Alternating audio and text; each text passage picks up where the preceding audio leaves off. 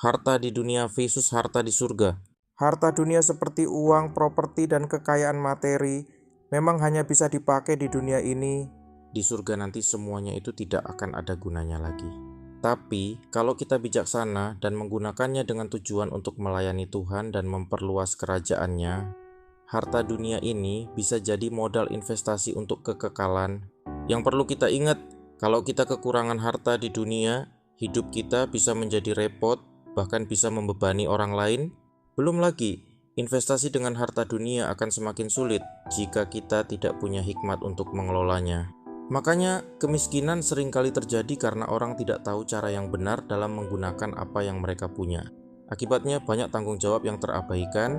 Matius 6:19-20. Janganlah kamu mengumpulkan harta di bumi, tetapi kumpulkanlah bagimu harta di surga. Nah, kesalahan itu bukan karena kita mengumpulkan harta di dunia, tapi karena kita berhenti di sana dan tidak menggunakan harta itu untuk tujuan yang kekal, yaitu menjadi harta di surga. Harta di surga itu beda.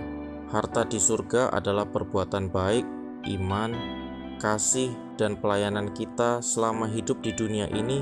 Kalau kita melakukan semua itu dengan benar, maka itu akan menjadi investasi kekal untuk kita. Tapi, kalau dilakukan tanpa iman yang benar, atau cuman untuk dilihat orang, semua itu jadi sia-sia. Yang perlu kita garis bawahi, perbuatan baik, iman, kasih, dan pelayanan akan makin kuat dampaknya kalau kita juga pakai harta dunia ini untuk mendukung semua itu. Jadi harta di surga dan harta di dunia saling melengkapi. Kalau kita tahu bagaimana memanfaatkannya, kunci untuk mengumpulkan harta di surga adalah iman yang benar dan bagaimana kita menghidupinya di dunia. Kolose 3:23-24 menyatakan, apapun juga yang kamu perbuat, termasuk bagaimana kamu menggunakan harta dunia, perbuatlah dengan segenap hatimu seperti untuk Tuhan dan bukan untuk manusia. Jadi apapun yang kita lakukan harusnya bukan untuk memuaskan diri atau menyenangkan orang lain, tapi sebagai persembahan untuk Tuhan. Amin.